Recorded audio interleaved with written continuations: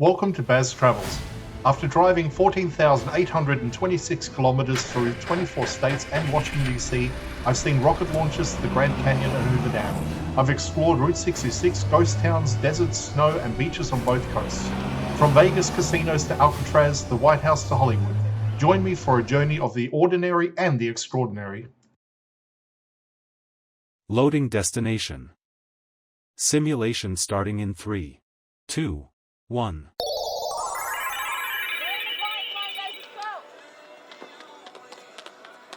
To look around, move your phone or tablet.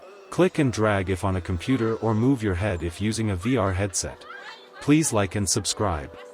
This part of the Las Vegas Strip represents one of the longest standing sections of the boulevard, shaped by decades of development, pause projects, and shifting ideas about what the northern end of the Strip should become.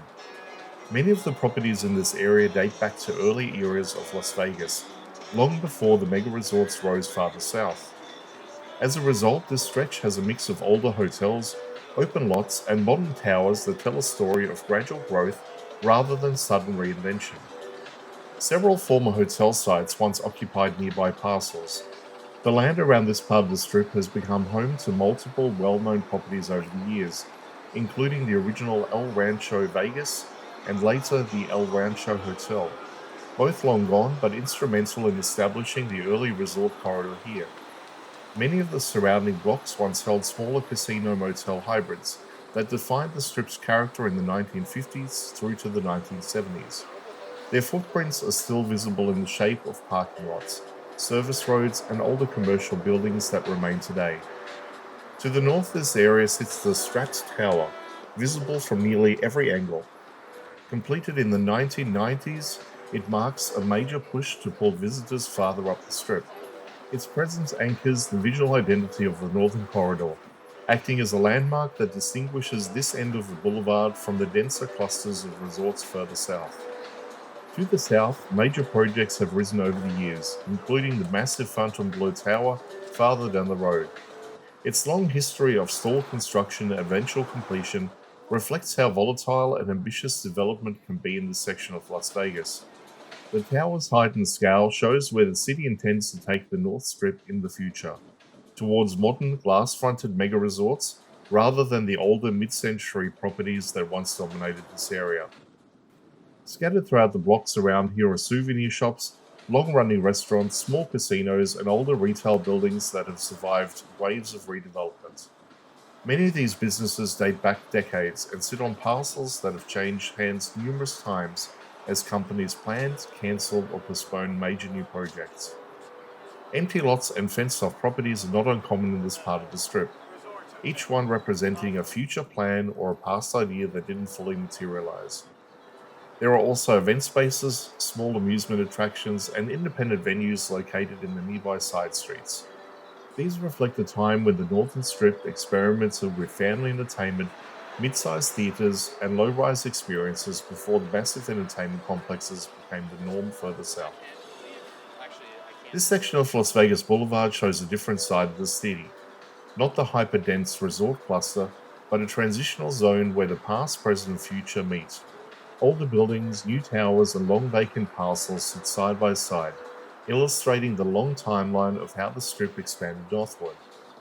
The area continues to evolve as new projects emerge and older properties adapt, creating a mix of eras and ideas that make the stretch of the Strip distinct from any other.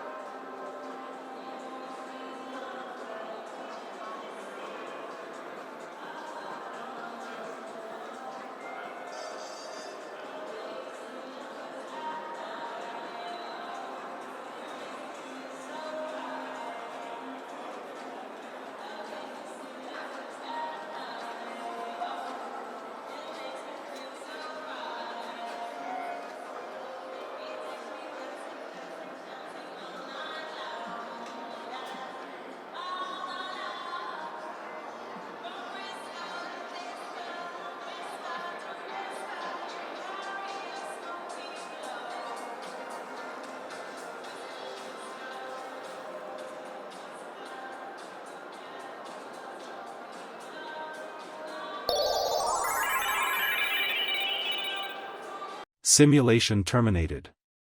Please comment, like and subscribe.